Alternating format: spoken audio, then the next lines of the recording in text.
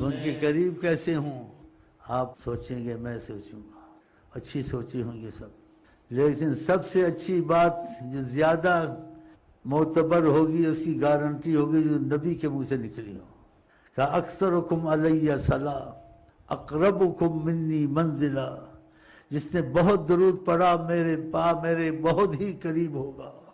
یہ الفاظ عربی کے ہیں، اس میں یہ صرف نحو والے جانتے ہیں، وہ میں نے جو اندازے سے کہا ہے وہ صحیح کہا ہے۔ اکثرکم علیہ صلاۃ، جس نے میرے پر بہت ہی درود پڑھا، اقربکم، تم سے سب سے زیادہ جو درود والا وہ میرے قریب ہوگا، منکم، تم میں سے۔ اور جس نے کثرت سے درود پڑھا، جیسے صحابی نے وعدہ کیا، یہ اپنی عادت بنا لیں، 24 گھنٹے کچھ نہیں بھی ہو سکتا ہے تو درود شریف ضرور جاری رکھیں صلی اللہ علیہ وسلم۔ وضو ہے نہیں ہے، چلتے پھرتے اٹھتے بیٹھتے، دل میں سوتے وقت بھی صلی اللہ علیہ وسلم، اس کو مکمل درود سمجھیں۔ علماء بعد اعتراض کریں گے آل ہی کا کہا ہے، اصحاب کی کا کہا ہے، وہ بھی کہا ہے، یہ بھی کہیں کہا ہوگا کسی کو،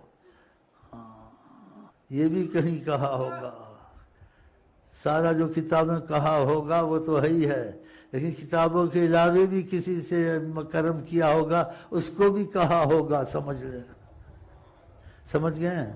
تو ٹھیک ہے، تو اکثر حکم کا لوگ اکثر سے اس نے وعدہ کیا۔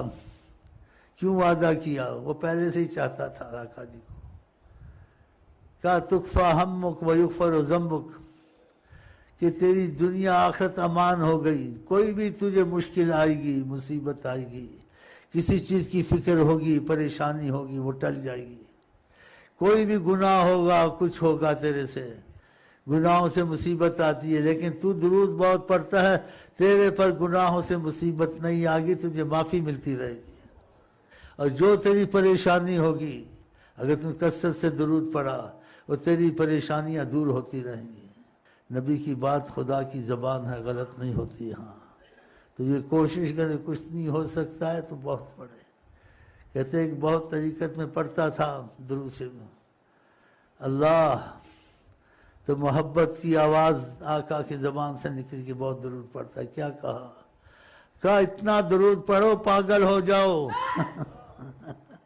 خوشی کا اظہار کیا، ان کو ضرورت نہیں ہے ویسے، کہتے کبھی کہیں اظہار کیا جو بہت درود پڑھتے ہو مجھ کو ضرورت نہیں ہے، میرا دل خوش ہوتا ہے کہ مجھ کو یاد کرتے ہو۔